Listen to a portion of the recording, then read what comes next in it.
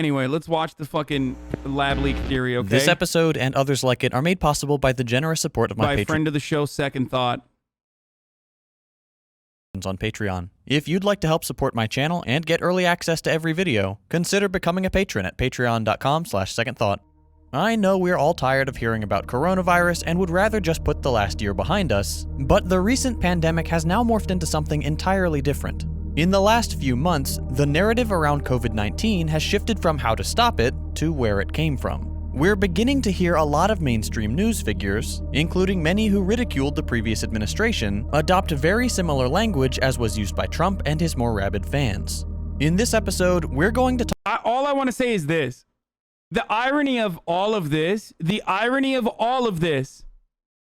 is that it doesn't even matter if it was a fucking bioweapon or if it was like an accidental lab leak or if it was because a bat fucked a pangolin and then that person fucked a human, okay? None of that matters because you can say it doesn't because our response is the reason why we got fucked, okay? That's the reality. Even if it was literally a bioweapon, that just means that we're fucking fucked next time they actually engineer some shit. And I said this literally at the heart of COVID. Because all of these fucking dumb hogs sided with COVID instead of siding with the scientific way of dealing with this problem. Okay? You can say what a horrible take all you want, but you think if we all were like, this is a bioweapon from China, you think that's what was going to get fucking idiotic hogs to agree with it?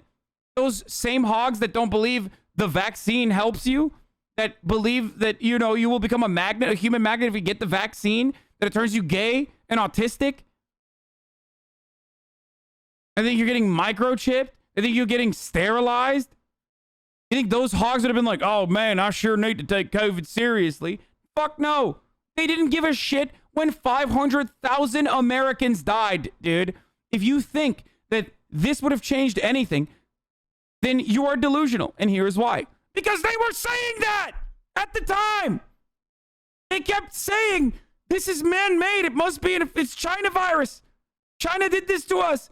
And the hogs still didn't care. They didn't even care when Trump got it. So what the fuck are you saying? Holy shit. talk about the resurgence of the lab leak hypothesis, what it means, and discuss the state of biological warfare capabilities around the world. Fairly early in the pandemic, a popular talking point on the political right was that the coronavirus had originated in a Chinese laboratory. Trump presented this hypothesis in his typical crass, casually racist. What is this dog should take? How would it matter if it was a lab leak? No, I'm saying it with respect to our efforts of dealing with COVID, it wouldn't have changed anything. That's my point. I don't care about, like, I don't mind researching the origins of a virus. That's idiotic. I've never said that. Of course, I think we should research it. Of course, we should figure out if it is if it was leaked out of a lab and reinforce level 4 security for these sorts of labs to ensure that this never happens again, if that's the case. I'm not saying we shouldn't research it. I've never said that. What I'm simply stating is none of that would have changed our horrifyingly bad response to this virus. Okay?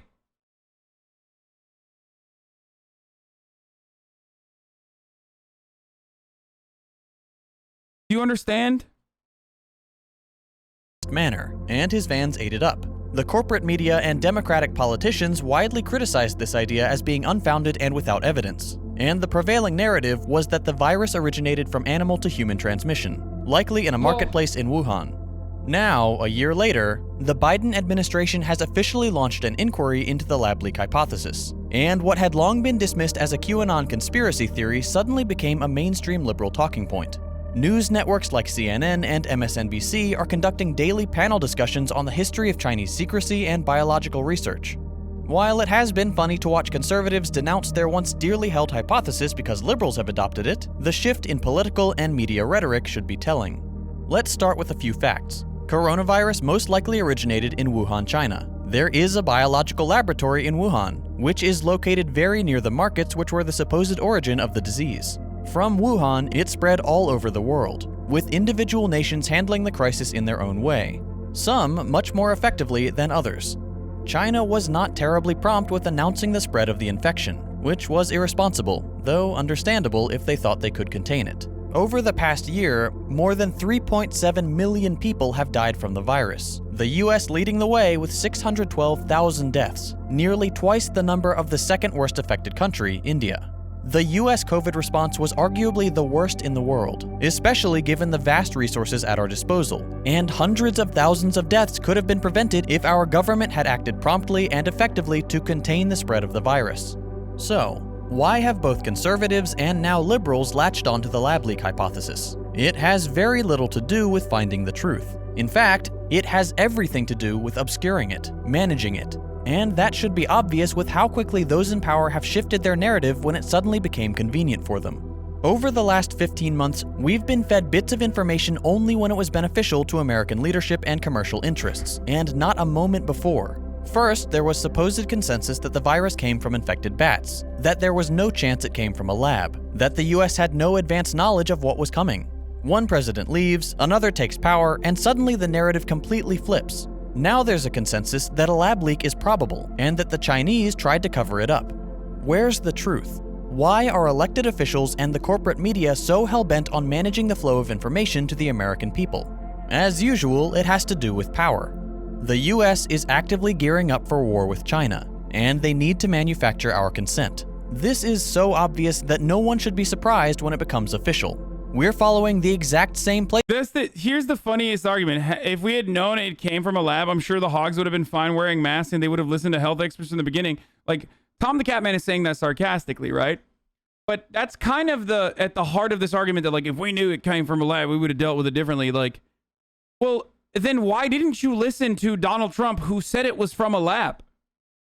Because it's not like the government didn't say it was from a lab. The State Department said it was from a lab.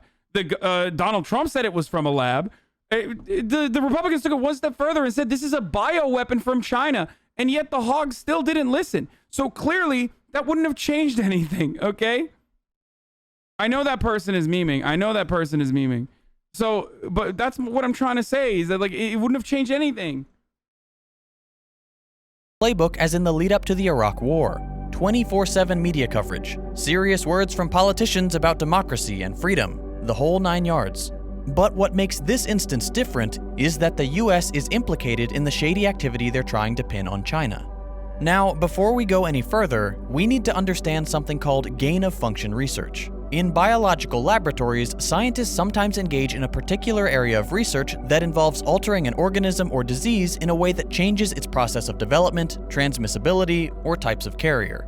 Changes may be too soft a word, as gain-of-function research often aims to increase a pathogen's threat level.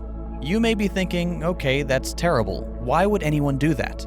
But there is actually some value in this type of study.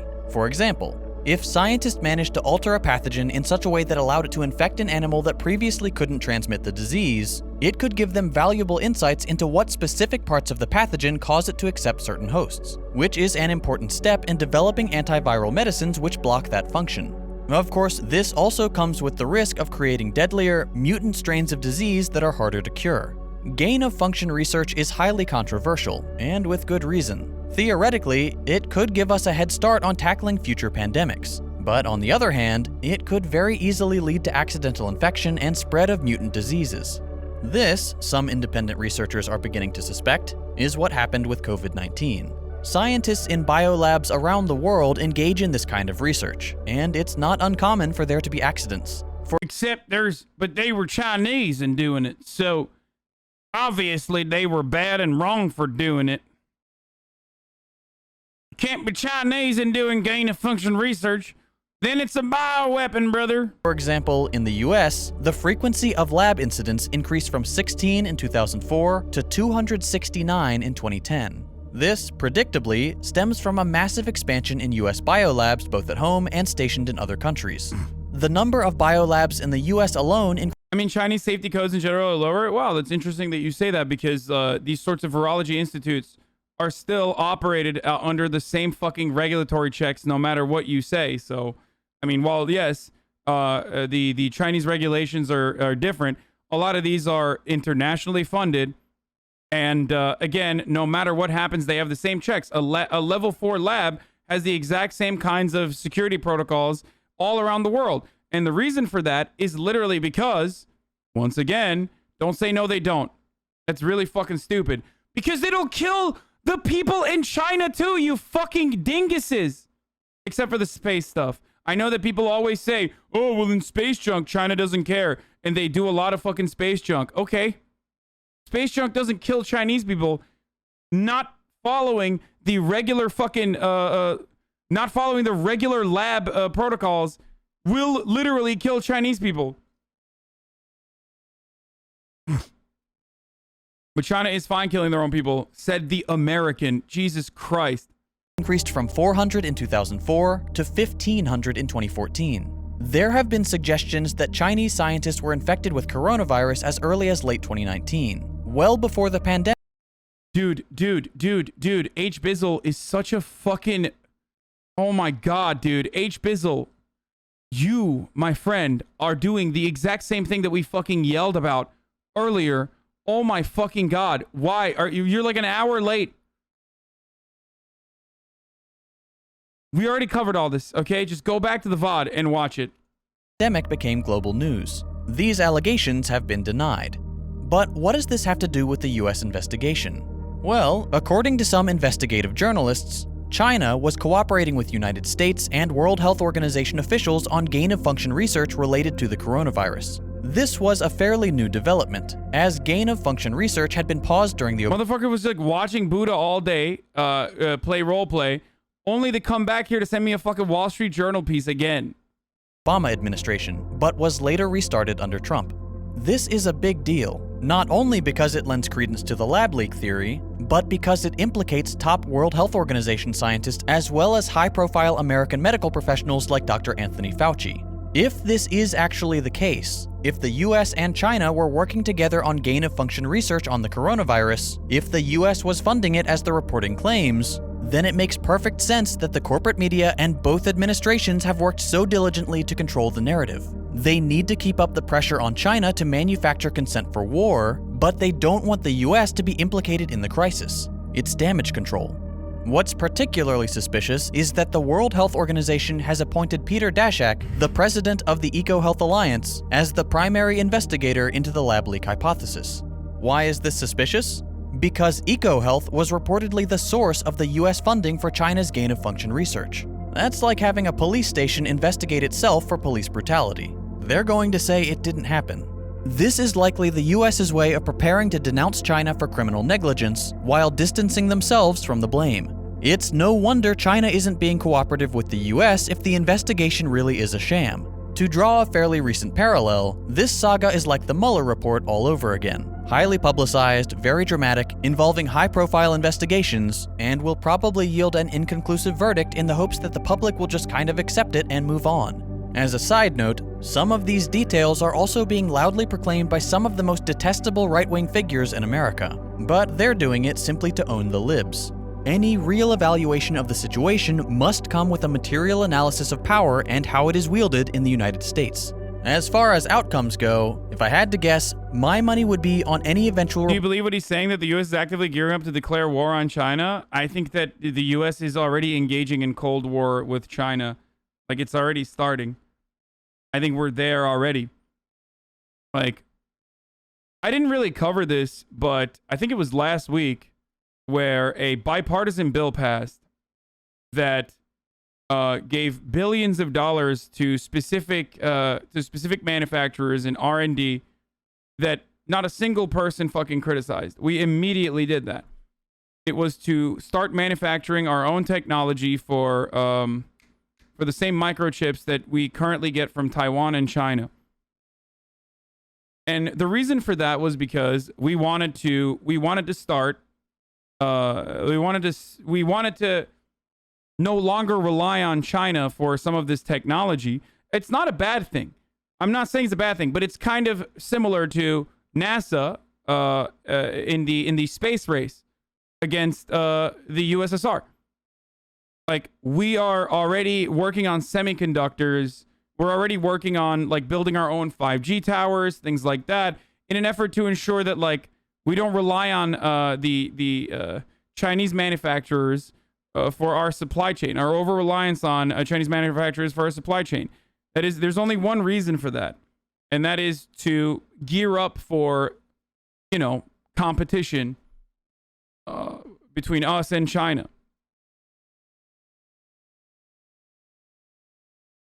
I don't have a problem with I don't have a problem with like adding additional funds to American R&D. But part of the reason why we're doing that is because we don't want to, because there's a shortage of microchip manufacturing. As a result, there are a lot of other industries that are losing profits. Yeah, I do think that it's not going to be all out war. It's going to be like the Cold War. Potentially. I do think that China wants to be a hegemonic power like the United States is, and it's, you know, taking initiative with the One Belt One Road initiative. It's focusing on doing IMF style loans, dishing out IMF style loans out to African nations, which choose to be aligned with China rather than Western nations now, because they think that China will treat them better.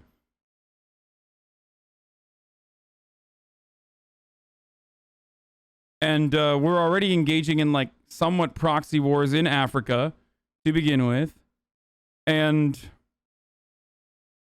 I think that we are already at the throes of like the next Cold War against China.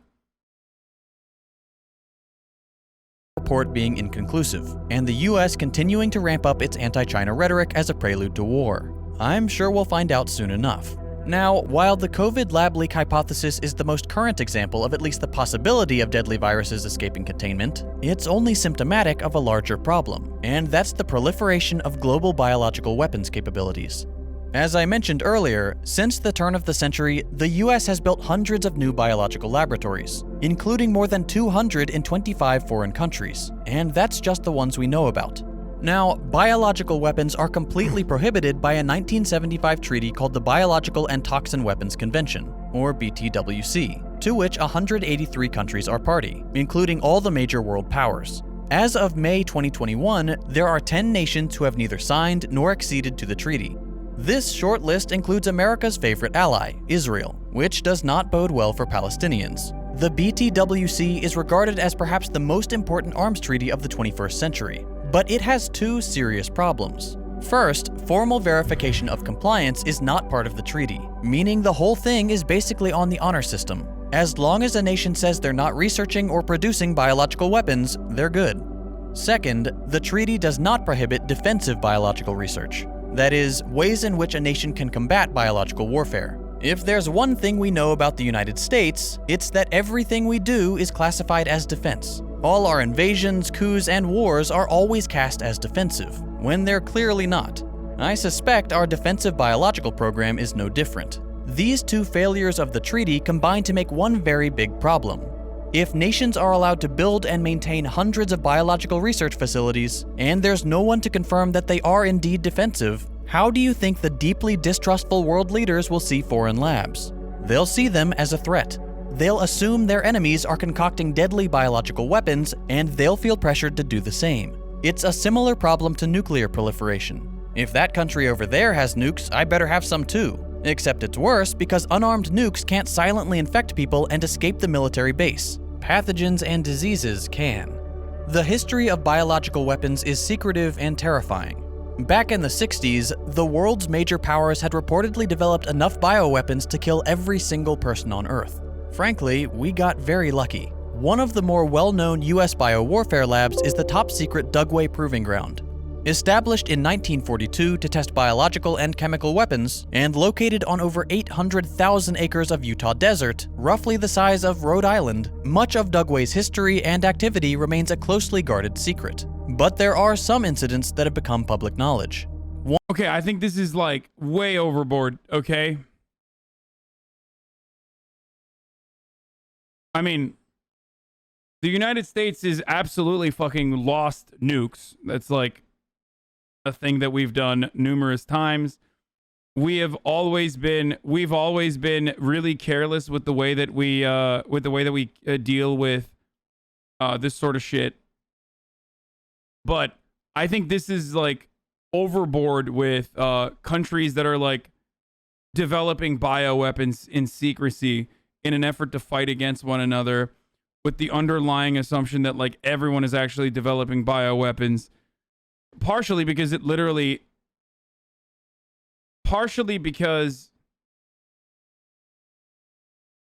we accidentally dropped nukes that didn't end up exploding over the Midwest US.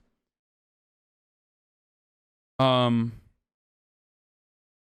the reason why I don't agree with this is because I feel like it's taking like the bioweapon argument as a certainty. One mistake that made headlines involved a nerve agent known as VX and roughly 6,000 sheep. In March of 1968, a military plane blasted the nerve agent into the air during a test, and the wind carried it some 30 miles to nearby and aptly named Skull Valley. Shortly after, 6,249 sheep were found dead or dying. Though the Army has never admitted fault, they compensated the rancher who owned the sheep, and an investigation confirmed that the animals had indeed been poisoned by VX. This wasn't the only mishap involving Dugway. In 2015, it came to light that Dugway officials had accidentally shipped live anthrax to states across the country. Shortly after, it became apparent that the problem was not new, and it sparked an investigation. Dugway's history is riddled with questionable projects, including testing bombs full of fleas, which they would presumably infect with diseases and drop on target populations, or mosquitoes infected with inert diseases, which they tested on human subjects, and various biological and chemical weapons originally intended to be deployed during the Korean War. Of course, the US denies that these weapons were ever used in combat. If we know about the weaponized fleas and mosquitoes, I shudder to think of all the projects we don't know about, as Dugway is still a top-secret facility, despite their recent PR attempts such as hosting a trail race on their testing grounds. I would definitely bring some bug spray to that race. Another such facility is Fort Detrick in Maryland. Located on a much more modest 1,200 acres of land, Fort Detrick is no less secretive and dangerous than Dugway.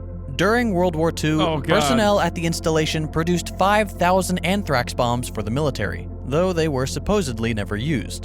Between 1945 and 1955, as part of Operation Paperclip, U.S. leadership secretly recruited Nazi scientists to work on U.S. military programs, including chemical and biological warfare. Many ended up at Fort Detrick, including several who had actively participated in heinous medical experiments on concentration camp inmates. Like Dugway, the personnel at Fort Detrick also studied weaponized insects, including ticks, fleas, ants, lice, and especially mosquitoes, which they infected with yellow fever. One author and expert on the subject wrote in 2009 that it's highly likely that the US did employ infected insect weapons during the Korean War to spread disease, as in the fall of 1950, the US Joint Chiefs of Staff had approved their use, quote, at the earliest practicable time.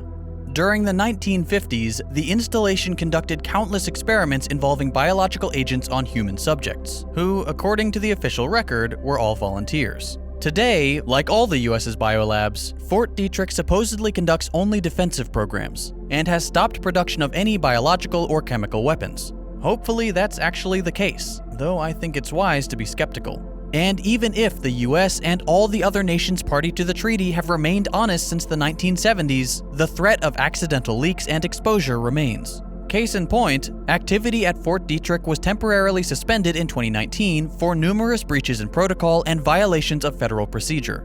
This is why they say, like, this is like the leftist version of lab leak, by the way. I mean, everything he said up to this point is true, but the notion that like Fort Detrick was actually responsible for COVID is something that I've seen in like leftist circles, like some leftist circles. And it's like low key what China's counter to the American propaganda was. He's not saying that, I don't think. In the CDC's report, which contains extensive redacted sections for supposed national security reasons, they cite 6 departures from the federal regulations for handling select agents and toxins. as well as failure to implement biosafety and containment procedures.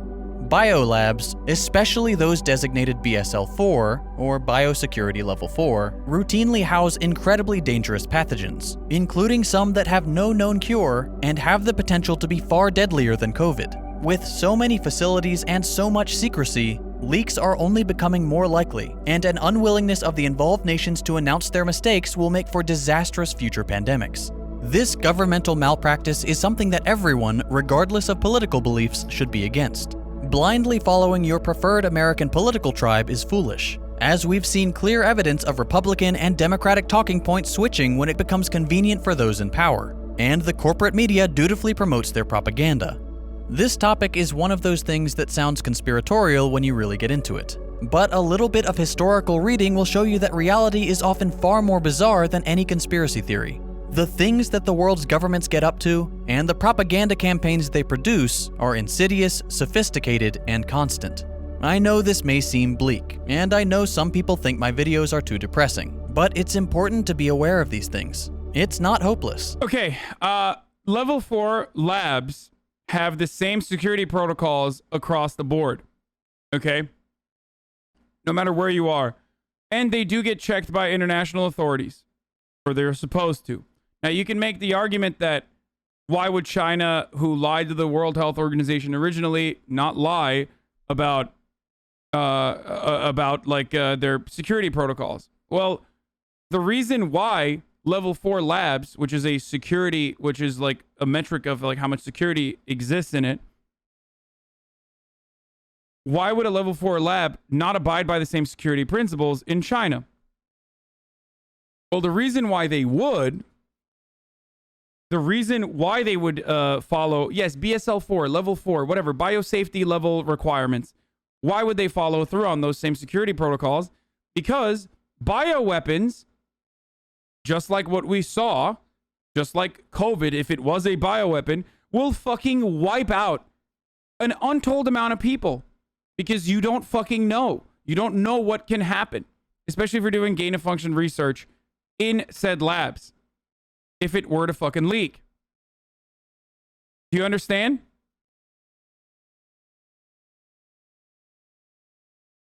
That's precisely the main motivating principle behind why no matter which country a level BSL-4 lab exists, will follow those protocols. Do you understand?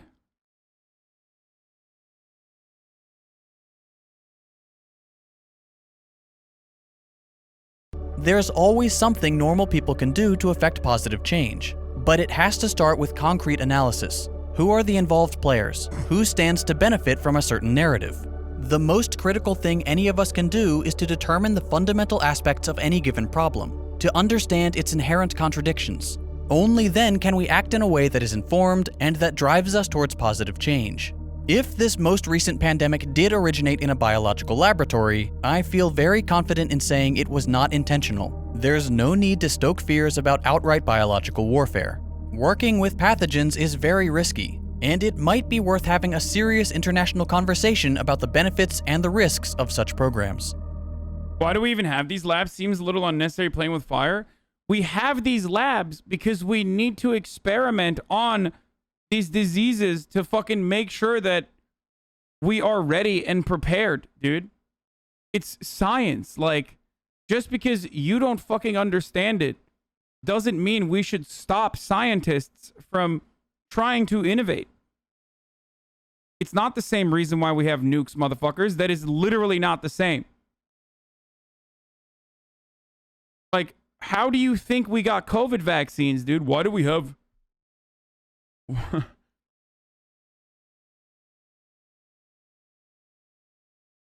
This is how you learn.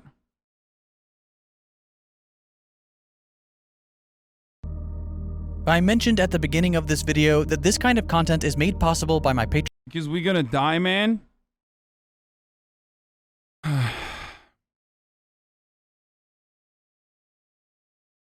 Why do we have fire stations if we don't want fires? Nuke is not science, question mark?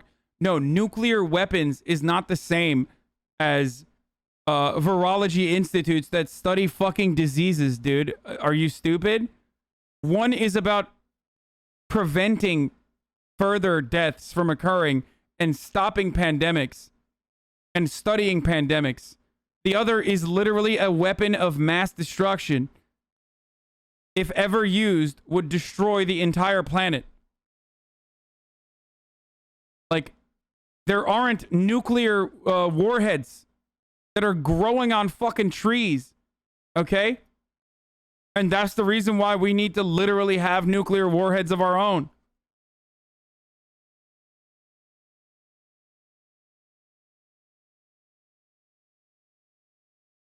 Bro, I literally don't understand how you just like thought that was a good take. I don't understand why you said that thinking that that was a good take.